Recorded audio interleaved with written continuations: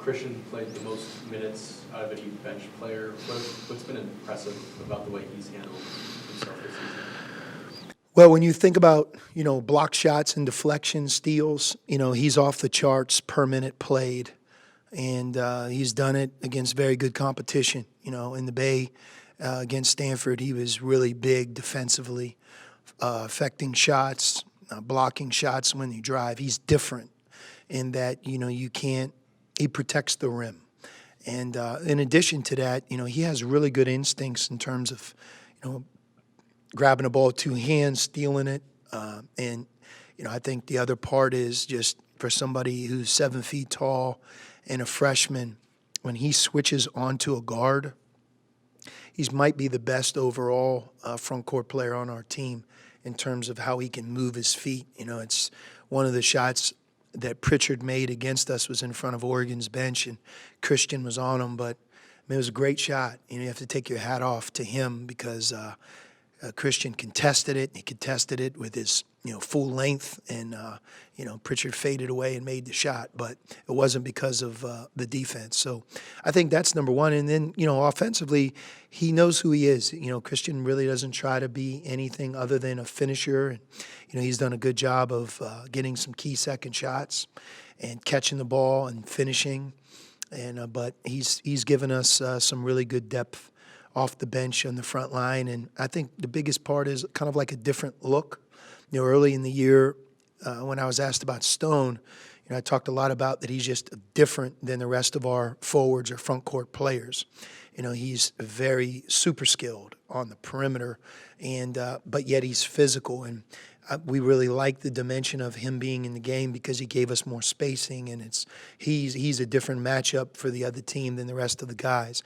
I would say ditto for Christian in a different way, especially on defense. Do you have a cutoff in mind when you have a last-minute situation? And because I know over the years, when you've had a guy like Zeke, you like to go inside for a shot or a foul. What's the criteria, I guess? At the end of the game, a drive is just really big. Most of the time the game's going to be won not on the first shot, but the second shot, as evidenced by what Oregon did to us. And you want to put your team in a position to, A, get a good shot. A drive a lot of times creates rotation.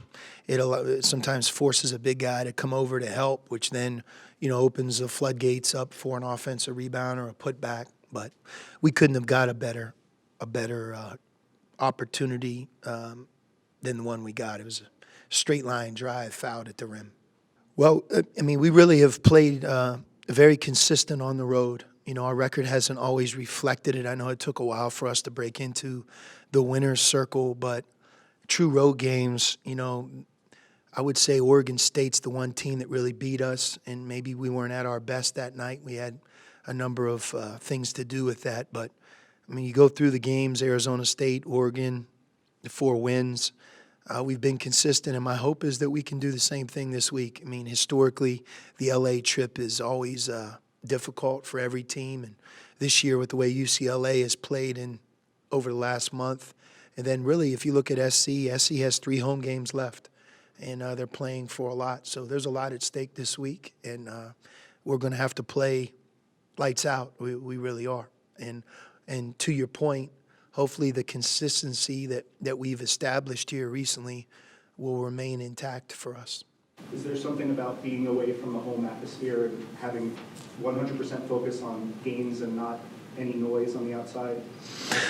Yeah, I think so. I think our team in some ways is very easily distracted because, we're dependent on a number of guys that have a lot at stake that are first-year players. We've been a very inconsistent team at home. We really have. I'll use that last year as kind of an outlier in that it was a difficult season to be successful in, but taking that away, just watching us play at home is really a head scratcher because even within the same game, we've been 2 different teams.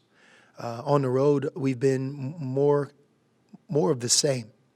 We've struggled at times early on with shot selection and maybe getting off to a good start. But if you look at the final scores of the road games that we've played, I think that speaks to my point. Yeah, no, we're in March Madness right now. That's what I talk about with our team. That's how we look at it. When you talk about single elimination basketball, that's really what we're in. There's consequences for each game right now. You beat Oregon, you don't beat Oregon. You can take that to 5 different things: first round bye versus not first round bye in the Pac-12 tournament, a chance to win the regular season Pac-12 conference, yes or no. Being able to put a loss on them, having a chance to make the tournament versus not, a seed in the tournament versus not. So that's where we're at. And right now, the 2 teams we're getting ready to play, they both have that sense of March Madness on their minds as well. They're playing for the same things that we are, and they're at home. In SC's case, I'm sure the narrative for them is, hey, we have 3 straight home games to finish this season. That's a luxury. We've been on the road more than every team in our conference. In UCLA's case, they have two of their final 3 at home, and they're playing their best basketball of the year. And they're a lot better team now than they were 2 months ago, right? So you're right. And for us, we have to understand that. And the competitive spirit, and the readiness, you have to be laser sharp, and not just once the jump ball goes up, but everything we do matters. The practices, the preparation, making sure the guys are locked in on the task at hand.